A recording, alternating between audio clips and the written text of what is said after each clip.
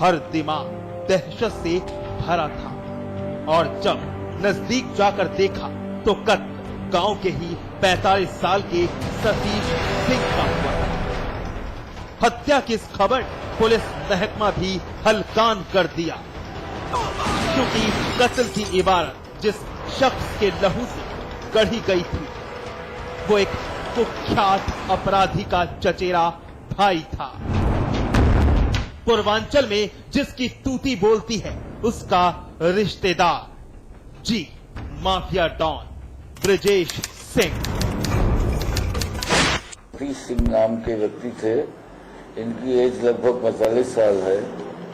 ये अपने घर से बाजार की तरफ जा रहे थे कि एक मोटरसाइकिल पे कुछ लोग आए हैं और उन्होंने फायरिंग की, जिसमें इनके कई गोलियां लगी और मौके पे ही इनकी मौत हो गई है। जिस प्रकार एफआईआर आएगी उसी हिसाब से अभियुक्त लोगों के खिलाफ कार्रवाई की जाएगी। पूर्वांचल में जरायम की दुनिया पर राज करने वाला माफिया डॉन ब्रजेश सिंह खुद तो सलाखों के पीछे बैठा है, मगर उसकी बनाई गुनाह की सल्तनत चलाने वाले हाथ कम नहीं, पुलिस हमें और उसी जुर्म की दुनिया का एक हिस्सा उसका चचेरा भाई सतीश सिंह भी था, जिस पर कई संगीन मुकदमे दर्ज थे। लाजमी है जिस जुर्म से नाता जोड़ा तो फिर दुश्मनियां भी वाजिब थी। और फिर 3 जुलाई 2013 की सुबह जिस अनहोनी की आहट सतीश सिंह सुन नहीं पाया उसने दस्तक दे डाली। अपने घर से निकला सतीश 2 बाइक पर सवार होकर आए उन अपराधियों की बंदूक से निकली गोलियों का निवाला बन गया, जिस हथियार से कभी सतीश खुद खिलौने की तरह खेलता था। घटना गांव में उतने निश्चित था तो वो नहीं पता था कि कभी कुछ ऐसी घटना हो सकती है, क्योंकि मेरे गांव में तो 5-7 साल में ऐसा कुछ हुआ नहीं। ये भी जो किसी के इशारे पे ही हुआ होगा। क्या लगता है जो आपके विरोधी लोग हैं, क्योंकि अभी कुछ नहीं कर सकते जब तक सच्चाई न मालूम हो जाए। कहाँ पे गोली मारे? 2-3 तो सर में लगी है, बाकी 2 तो कंधे पे। गुनाह की जिस लकीर पर माफिया डॉन ब्रजेश सिंह चला उन्हीं निशान पर चचेरा भाई सतीश सिंह भी पीछे पीछे चल रहा था। सर पर भाई का हाथ जो था, लेकिन सतीश मौत की वो आवाज सुन नहीं पाया जो इशारा कर रही थी गैंग वॉर की। 4 मई 2013 की शाम गैंग के गुर्गे और माफिया डॉन ब्रजेश सिंह के राइट हैंड अजय खलनायक पर सरेआम जानलेवा हमला हुआ। गाड़ी पर एक के बाद एक कई फायर झोंके गए। अजय खलनायक जख्मी हुआ, अस्पताल पहुंच गया, लेकिन गैंग वॉर का आगाज हो चुका था। दूसरे गैंग के दुश्मन खून के प्यासे थे और फिर सतीश की हत्या कर सनसनी फैला दी। फिलहाल पुलिस ने पीड़ित परिवार के बयान केस दर्ज कर अपनी तफ्तीश शुरू कर दी है।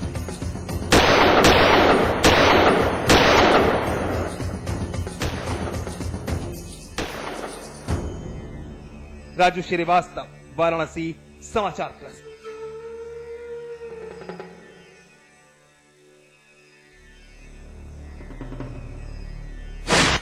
दरिंदगी का शिकार बनने से पहले वो लड़की कितना छटपटाई होगी, खुद को बचाने के लिए कितनी कोशिश की होगी, मगर फिर भी जी जान से किया संघर्ष काम नहीं आया।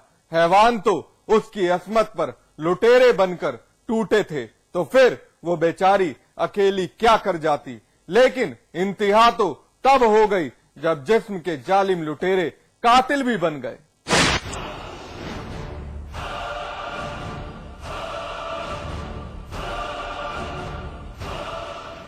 तस्वीर आकांक्षा पांडे की है। जयराम डिग्री कॉलेज अमेठी में बीए फर्स्ट ईयर की छात्रा, पढ़ाई में होनहार, माँ बाप की दुलारी। आकांक्षा की ख्वाहिश जिंदगी में कुछ हासिल करना, कुछ बनकर दिखाना। परिवार भी आकांक्षा पर फख्र करता था, उस उम्मीद से बेटी को निहारता कि एक दिन लाडली घरवालों का नाम रोशन करेगी। अफसोस, सारी ख्वाहिशें, सारी उम्मीदें रेत के घरौंदे की तरह नेस्तनाबूद हो गई। जी हाँ, आकांक्षा की मौत ने घर वालों का दिल और दिमाग दोनों दहशत से भर दिए। तड़पती आवाज के बीच चारपाई पर आकांक्षा की लाश पड़ी है। पूरा गांव उमड़ा है। इस मातम की हकीकत आपकी रूह फना कर देगी।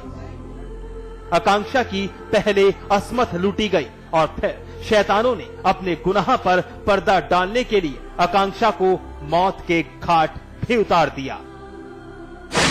वहाँ पर कुछ लड़के छेड़खानी किए होंगे, उसके साथ मतलब बलात्कार करने की संभावना है, लेकिन इसके बाद उसको घसीटते हुए ले जाके नाले में फेंके जहाँ पर कम से कम कमर भर पानी था। वो हमारे घर की छात्र लड़की है, गई थी कोई दिन में, वहाँ से कोई दिन के लौट रहे थे, कुछ अज्ञात लोगों ने उस पर हमला बोलकर मार डाला। अब आशंका भी है उसको रेप भी किए गए। शैतानों की सड़ी मानसिकता को उजागर करती ये वारदात प्रतापगढ़ के थाना कोहडौर गांव नरहरपुर में अंजाम दी गई। आकांक्षा घर से गायब थी। परिवार बेटी की तलाश में गांव की खाक छान रहा था। इसी कड़ी में लाडली को तलाश करते करते बरबस कदम उस तरफ चले गए जहां बेटी ने कई मर्तबा अपनी इज्जत की दुहाई दी थी। टूटे सरपत के पेड़, बिखरे महुआ के फल, घर वाले बस बढ़ रहे थे और जब कदम ठहरे तो सामने नदी की झाड़ियों में बेटी की लाश फंसी हुई थी। आकांक्षा के शरीर पर एक सूत का धागा तक नहीं था। मंजर देख घर वालों की तो जैसे दुनिया ही उजड़ गई।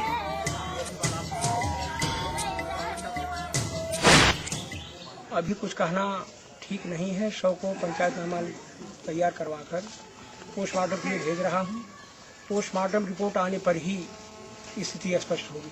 लड़की की लाश उनके घर वालों के बताने के अनुसार नदी में मिली है और वहां से लोग सुबह खोज जब देखे तो यहाँ उठाकर अपने दरवाजे पर लाए हैं। उसकी शरीर पर औरतों से दिखवाने पर खरोच के निशानात है। समझ नहीं आता आखिर क्या हो रहा है। क्या इंसानियत वाकई मर गई है? आखिर कब तक दरिंदे मनमानी करते रहेंगे? क्या उनका ज़मीर मर्यादा की हद को लांघने की इजाजत देता है, जिसकी दस्तक सिवाय मातम के कुछ नहीं देती? शिवमोहन शुक्ला, प्रतापगढ़ समाचार प्रेस।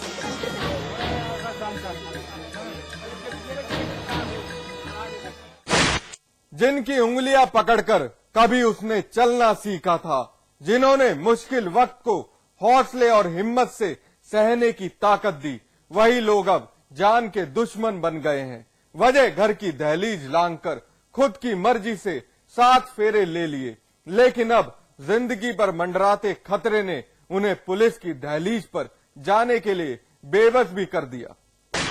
हमारे घर वाले हमने लव मैरिज करी है, हमारे घर वाले ने परेशान करे है। हमारे शादी का रजिस्ट्रेशन भी हो चुका है और हमने कोर्ट से भी सिक्योरिटी ले ली है। बस घर वाले हमें जान से मारने की धमकी दे रहे हैं। कल रात उन्होंने शाम को 8 बजे करीब हम लोग के घर में घुसे, हाथापाई करी, हम लोग काफी चोट भी आई है। बस यही वो जान से मारने की धमकी दे रहे हैं कि या फिर तुम रहोगे या फिर हम ये चाहते हैं कि बस हमें परेशान ना करें। हम जब भी रह रहे हैं हम भी रहने। बरेली के थाना सुभाष नगर के अंदर खड़ी ये नवविवाहिता उस डर का बखान कर रही है जो इस पर और इसके सुहाग पर हर वक्त मंडरा रहा है। जिंदगी जाने का खौफ, कब कोई अनहोनी इनकी हस्ती खेलती जिंदगी बदरंग कर दे, और उसी डर के साए तले ये नवविवाहित जोड़ा पुलिस के पास अपनी गुहार लेकर पहुंचा है। इन्हें सुरक्षा चाहिए, पुलिस से गारंटी चाहिए कि ये सलामत रहेंगे। जी हाँ, रेनू और समर सिंह ने समाज के बनाए उसूल तोड़कर अपने दिल की आवाज सुनी, एक दूसरे से मोहब्बत की और फिर इस प्यार को शादी का नाम भी दिया। बालिग थे, परिवार राजी था नहीं, तो फिर कोर्ट मैरिज का सहारा लेना पड़ा। सब कुछ कानून के मुताबिक किया, कानून से भी इजाजत मिली, लेकिन फिर भी रेनू का परिवार जाति बिरादरी के भंवर में गोते लगाता रहा, धमकियां दे रहा है, इनसे मारपीट की जा रही है, इनकी जिंदगी छीनने का खौफ दिखाया जा रहा है। आराम से रह रहे हैं, लोग परेशान कर रहे हैं, टॉर्चर कर रहे हैं, लगातार धमकियां दे रहे हैं, लोग पे गाली गलौज कर रहे हैं और कल घर पे भी आ गए थे हमारे, घर से जो है कि मान लेंगे, कह रहे कि कोई बात प्यार से समझा देगा, मानने को तैयार है। तब शादी हम 2012 में कोर्ट में रजिस्ट्रेशन कराया था। उसके बाद में फिर जैसे हम लोग रह रहे थे, उन्होंने जगह तुमको मकान करा दिया। सुना कुछ, रेणु का पति शादी के बाद मिल रही उन प्रताड़नाओं को थाने के अंदर खड़ा होकर बेबाक बयां कर रहा है। बता रहा है कि मारपीट की जा रही है, लगातार दबाव बनाया जा रहा है, इन्हें परेशान किया जा रहा है। पति पत्नी हर वक्त खौफ से भरे रहते हैं कि कहीं इज्जत की खातिर इनके साथ कोई वारदात ना अंजाम दे दी जाए। इसलिए एसएसपी साहब से अपनी सलामती के लिए सुरक्षा चाहते हैं और एसएसपी साहब ने भी पूरा आश्वासन दिया है। इन्होंने जो सर्टिफिकेट उपलब्ध करवाया उसके हिसाब से वो बालिग है 19 साल की, और इनको जो है प्रोटेक्शन दिया जाए। और उसी के दौरान जो है इनके माता पिता ने जो है एक अपहरण का मुकदमा जो है 741/13 जो है सुभाष नगर थाने में पंजीकृत करा रखा है। तो अब अगर ये अपना जाकर के बयान दे देगी और हाईकोर्ट वाला एफिडेविट दे देगी तो अपहरण वाला मामला भी खारिज कर दिया जाएगा। उसके अलावा जो माननीय न्यायालय के जितने भी आदेश हैं उनका अनुपालन सुनिश्चित करवाया जाएगा। एसएसपी साहब पूरी शिद्दत के साथ इस नवविवाहित जोड़े की सुरक्षा की गारंटी ले रहे हैं। कानून के दिए आदेश का पालन करने की बात की जा रही है, लेकिन फिर भी ये खौफ से लबरेज हैं, क्योंकि घर जाना इनके लिए खतरे से खाली नहीं। और फिलहाल पुलिस ने इन्हें कोई सुरक्षा मुहैया करवाई नहीं है। लेकिन एक सवाल, जब प्यार के दो परिंदे आजाद उड़ने के लिए राजी हैं, तो फिर क्यों झूठी इज्जत की खातिर परिवार इनके पर कतरने पर आमादा है। अनूप मिश्रा, बरेली, समाचार प्लस। बहरहाल एनकाउंटर में वक्त है ब्रेक का। ब्रेक के बाद दिखाएंगे खूनी साजिश के वो 14 दिन।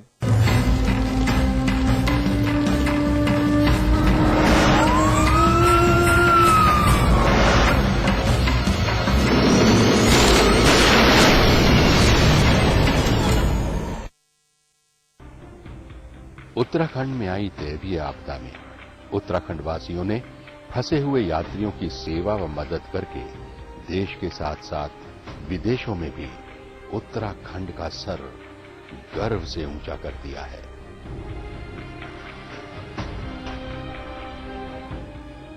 उत्तराखंड वासियों पर देश को गर्व है।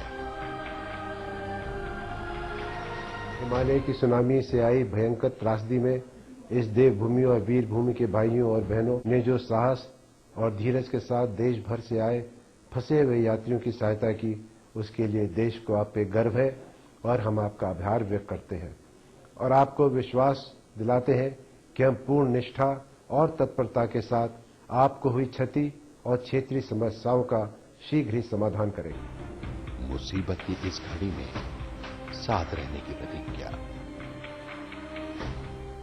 सेना और सरकार के संयुक्त प्रयासों से आपदा प्रभावित क्षेत्रों में फंसे सभी लोगों को निकालकर सुरक्षित स्थानों तक पहुंचा दिया गया है। राज्य सरकार के विभिन्न महकमे, सेना और देवभूमि उत्तराखंड की जनता पीड़ितों की सेवा में लगी हुई है। बहुत अच्छा काम कर रहे हैं। इतनी सारी पब्लिक है, सबका भूख का प्यास का ध्यान रखना एक बहुत बड़ी बात होती है और वो इतने अच्छे से कर रहे हैं। सरकार का बहुत धन्यवाद है कि हमारी जितनी हो सकती उतनी मदद कर रही है। बहुत मदद किया है यात्री लोगों ने। बाहर से आए यात्री अपने घरों को रवाना हो रहे हैं और उनको रेल एवं बस के निःशुल्क टिकट के साथ ही रास्ते के खर्च के लिए 2000 रुपये नकद भी दिए जा रहे हैं। Really, Uttarakhand Sarkar in every way they helped us. Absolutely. The army, the police, the civil, the government, in every way they protected us, they helped us, and presently also we are having really nothing with us, and they have promised that they will provide us some finance to go back to our place. Uttarakhand वासियों पर देश को गर्व है। आज ली क्या? And then interestingly,